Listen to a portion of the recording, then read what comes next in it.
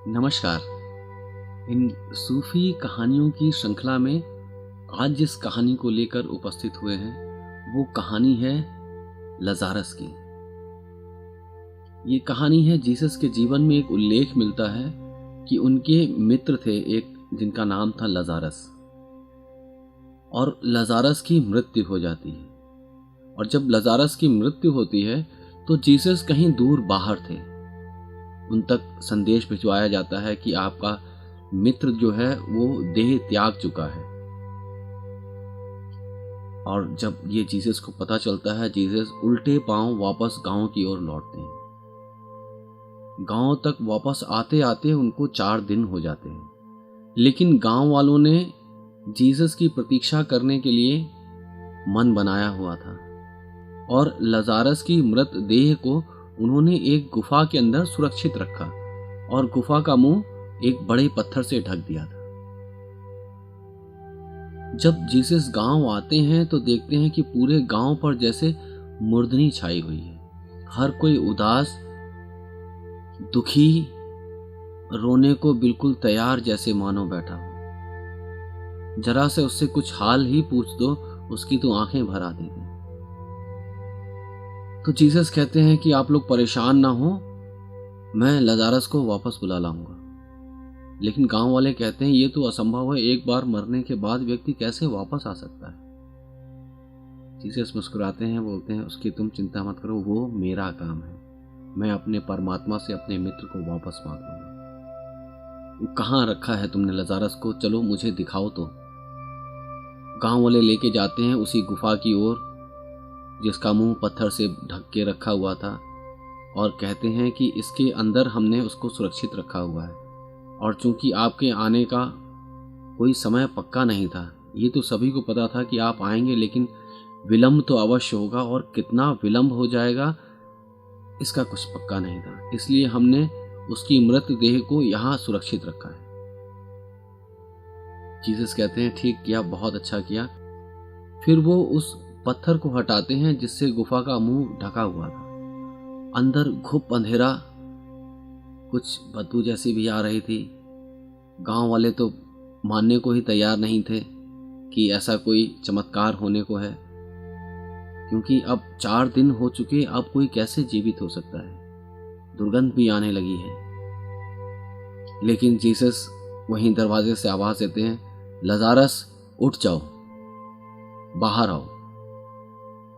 और कहानी कहती है कि लजारस उठता है और बाहर आ जाता है। तो ये थी छोटी सी कहानी। तो देखिए, हम लोग सभी लोग एक लजारस ही हैं, अलग अलग रूपों में, अलग अलग नामों में। लेकिन हम ये ध्यान नहीं देते, क्योंकि कभी कभी जीसस जैसे व्यक्तियों से हमारी मुलाकात भी होती है, लेकिन हम उनको मस्ताना, फक्कड़ ऐसा कह के उनसे दूर ही रहते हैं, उनसे मित्रता नहीं साधते। लेकिन ध्यान रखें, यही मस्ताने लोग, यही अल्हड़ लोग, इन्हीं में परमात्मा प्रकट होता है, इन्हीं में परमात्मा निखरता है, इन्हीं में वो महकता है। नहीं तो हम लजारस जैसे लोग यूं ही पड़े रहते हैं अपने अंधेरे खो में, जिसका दरवाजा भी ढका जा चुका है। भीतर घुप अंधेरा है, अपनी अपनी गुफा में हम सब अकेले ऐसे ही बैठे हैं जैसे मरे हुए हों। देखिए, कभी बाजार में लोगों की शक्लों को भी, क्या लोग आनंद में दिखते हैं, जीवित दिखते हैं, अपने में खोए, अपने विचारों में अंधे, सपनों में मगन। और अब तो उनकी इस विक्षिप्तता को और बढ़ाने के लिए स्मार्टफोन भी आ चुके हैं। तो सर तो आज भी सभी के झुके दिखते हैं, लेकिन वो झुके हुए सर स्मार्टफोन पर झुके हुए। तो देखें, कभी जीसस आए और हमें अंधेरे से पुकारें, तो कम से कम हम इतने होश में तो हों कि उठकर खड़े हो सकें। लजारस मर कर भी आवाज सुन सका और वो उठ सका, लेकिन हम हैं कि हमें बार बार पुकारा जाता है और हम अपने में खोए रहते हैं, सोए रहते हैं। अपने विचारों में, अपने सपनों में, अपने भविष्य में, अपने अतीत में, लेकिन विचारों की उधेड़-बुन में हम खोए रहते हैं। और यही विचार हमको अंधेरे में रखते हैं, इस प्रकृति को, इस अस्तित्व को प्रत्यक्ष साक्षात देखने नहीं देते, बिना पर्दे के देखने नहीं देते। हमारी आंखें हमारे सपनों से धूमिल हो चुकी हैं। जो भी देखती हैं, पहले सपने बीच में आ जाते हैं, पहले विचार बीच में आ जाते हैं। हम लोग एक मकड़ी की तरह हैं, जिसको भगवान ने जाला बनाने की कला तो दी है, लेकिन वो मकड़ी खुद अपने ही जाले में फंसी हुई है। ऐसे ही हम सोचने समझने की शक्ति तो रखते हैं, लेकिन वो शक्ति आज ऐसी हो गई है, बेकाबू हो गई है कि हम उसमें उलझ कर रह गए हैं। ऐसा नहीं होता कि जब हम चाहें तब हम सोचना बंद कर दें। जैसे जब हम चाहते हैं अपने पैरों को विश्राम दे देते हैं, हम बैठ जाते हैं, लेकिन तब ऐसा नहीं होता कि पैर तब भी चलते रहे हों।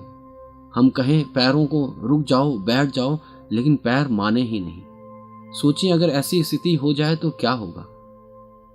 लेकिन देखा है हमने कुछ मित्रों को भी, वो जब बैठे होते हैं तब भी उनके पैर हिल रहे होते हैं, और उनसे पूछो तो उन्हें वो भी पता नहीं होता कि उनका शरीर क्या कर रहा है। तो विचारों का तो छोड़ ही दीजिए कि विचारों की क्या हालत होगी। विचार चलते रहते हैं जैसे घुड़दौड़ चल रही हो, आवारा पागल घोड़े दौड़ रहे हो। इसीलिए तो सर में दर्द होता है, तनाव होता है, नींद मुश्किल हो जाती है। और ऐसे में कभी कोई जीसस जैसा व्यक्ति मिलता भी है तो हम अपने सपनों में, अपनी धूमिल आंखों में होते हैं और उसे पहचान नहीं पाते। तो देखें, थोड़ा जागें, अपने लिए ना सही, कम से कम इस बात के लिए तो जागें कि कभी पुकारा जाए तो हम उस पुकार को सुन सकें। क्योंकि आज तो स्थिति बहुत दयनीय है। कोई घर में भी पुकारता है तो हम नहीं सुन पाते हैं, अपने फोन में इतना बिजी है। और फोन और कुछ नहीं, हमारे सोचने समझने का एक बढ़ा हुआ दायरा है। हमारी इंद्रिय ही है जिसको और आगे विस्तार दे दिया गया है। तो देखें, समेटें अपने जाले को और पहले उस जाले पर नियंत्रण तो पालें, पहले उस जाले पर स्वामित्व तो पालें कि हम उस पर चल सकें, लेकिन हम उसमें उलझ ना जाएं। मकड़ी के लिए जाले का बहुत महत्व है, उसका संसार है, वहीं से उसको भोजन मिलता है, वहीं उसकी संतति होती है, वहीं उसका जीवन क्रम आगे बढ़ता है। लेकिन अगर वो अपने जाल में खुद फंस जाए तो सोचें उसकी क्या स्थिति होगी। और उसकी स्थिति जो होगी वो होगी, लेकिन हम समझ सकते हैं कि हमारी स्थिति आज क्या है, जब हम अपने विचारों में उलझ कर रह गए। चाहते भी हैं उससे मुक्त होना तो और उलझते चले जाते हैं। चाहते हैं कि 2 घड़ी शांति से आंख बंद कर कर बैठ जाएं, लेकिन वो 2 घड़ी जैसे तूफान ला देती है। दिमाग बिल्कुल परेशान हो जाता है, पागल हो जाता है। ऐसे विचार जो चलते फिरते नहीं आते थे, वो भी उस घड़ी जैसे हम पर धावा बोल देते हैं। लेकिन अभ्यास करना होगा, और अभ्यास समझ का करना होगा। हमको थोड़ा आंखें खोल के, थोड़ा जाग कर जीवन जीना होगा। जैसे जैसे जागरूकता बढ़ेगी, वैसे वैसे हमारी आंखों के सामने जो सपनों का धुआं तुपा हुआ है वो छटने लगेगा। हम जीवन को सीधे देख पाएंगे। तब पेड़ कुछ ज्यादा हरे हो जाएंगे, तितलियों के पंख कुछ ज्यादा चटकीले हो जाएंगे, लोग ज्यादा प्रेमपूर्ण हो जाएंगे। हमारे चलने में एक संगीत होगा, हमारी बातों में एक कोमलता होगी। नहीं तो अभी हम बातों से भी लोगों को कष्ट पहुंचा देते हैं। शब्द भी हम ऐसे देते हैं जैसे किसी को पत्थर मार दिया हो। तो ये सब धीरे धीरे कम होने लगेगा, और हम अपने विचारों को खुद संभाल पाएंगे। ऐसा नहीं कि विचार हमें चलाएं, फिर हमें जब आवश्यकता होगी तब हम विचारों को विचार सकेंगे। उस समय जब जीसस जैसा व्यक्ति आएगा और हमें पुकारेगा, हम उठ बैठ के खड़े हो जाएंगे और बोलेंगे चलो कहाँ चलना है। और जीसस जब भी मिले हैं, जिसको भी मिले हैं, अपने साथ जहाँ भी लेके गए हैं वो अनंत जीवन में लेके गए हैं, अपने परमात्मा के साम्राज्य में लेके गए हैं। और उनके साम्राज्य में वैभव है, शांति है, सुख समृद्धि है, आनंद है। तो मिलेंगे जीसस के पिता के साम्राज्य में, उसके परमात्मा के राज्य में, जहाँ पर आनंद बरस रहा होगा। नमस्कार।